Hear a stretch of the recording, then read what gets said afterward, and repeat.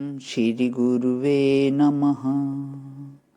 अखण्डमण्डलाकारं व्याप्तं येन चराचरं तत्पदं दर्शितं येन तस्मै श्री गुरुवे नमः।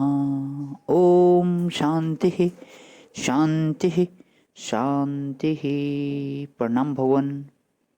मांडुक्य कारिका वैतथ्य प्रकरण स्वामी श्री अखंडानंद सरस्वती जी महाराज का दिव्य ग्रंथ, जिसमें भगवान हमारा अगला अध्याय चल रहा है आज कि आत्मा ही भेद साक्षी एवं कल्पक है। तो इसमें मंत्र नंबर 12 की व्याख्या चलेगी। 12वां मंत्र है कल्प्यत्यात्मना आत्मानम आत्मा देवः स्वमायया स एव बुध्यते भेदानिति वेदांत निश्चय। देखो, मूल में ही वेदांत निश्चय आया है। अब कोई बौद्ध होता तो क्या बोलता कि इति वेदांत निश्चय। थोड़ी सी अकल भी अगर किसी के सिर में होवे तो कैसे कहेगा कि गौड़पाद की कारिका की बौद्ध मत की है। आत्मा देवः, यह आत्मा स्वयं प्रकाश है, खिलाड़ी है। देवता का अर्थ है खिलाड़ी, क्रीड़ा प्रधान है। रोने की भी क्रीड़ा करता है और हंसने की भी क्रीड़ा करता है, मरने की भी क्रीड़ा करता है और जीने की भी क्रीड़ा करता है। क्रीड़ा माने नाटक है। तो आत्मा देवः, यह आत्मा देव है। आत्मा शब्द का 4 अर्थ प्राचीन काल से ही माना जाता है। आत्मा शब्द के जो हैं 4 अर्थ हैं।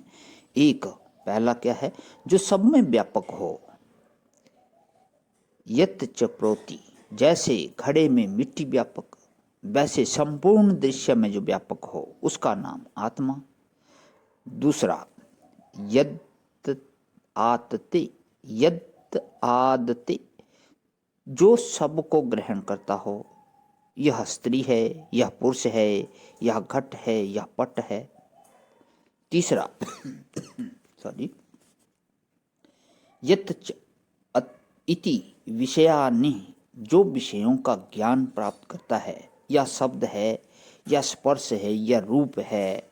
ये नेक्षेत्ते शृणोतीदम जिघ्नति व्याकरोति च तत्प्रज्ञानम, जिससे आंख देखती है, जिससे कान सुनते हैं, जिससे नाक सूंघती है, जिससे जीभ स्वाद लेती है, जिससे त्वचा छूती है, उस मैं का नाम आत्मा है। चौथा है अति इति आत्मा और अतति इति आत्मा, जो हमेशा रहती है। तो आत्मा शब्द का 4 अर्थ हुआ। क्या? सब में व्यापक होना माने उपादान कारण होना और सबको प्रकाशित करना, सबका आदान करना और संपूर्ण विषयों का सुख लूटना माने जानना, देखना, सुनना आदि और हमेशा बने रहना। ये 4 अर्थ आत्मा शब्द के प्राचीन काल से प्रचलित हैं। यत च प्रोति यदादते यत च इति विषयानि यत च अस्ति संततो भाव अस्ति आत्मात्मेति कथ्यते। इसलिए आत्मा को आत्मा कहते हैं। तो यह तुम दूसरे की कथा नहीं समझना। किसी दूसरे को आत्मा कहते हैं, यह तुम्हारी ही है। यह महात्मा थे, एक महात्मा थे, पंचदशी पढ़ते थे।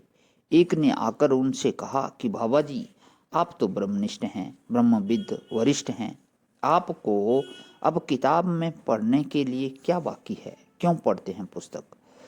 तो बोले कि देख रहा हूँ कि इसमें मेरी क्या क्या तारीफ लिखी हुई है, जरा तुम भी देखो तो कि इस किताब में मेरी क्या क्या तारीफ लिखी हुई है।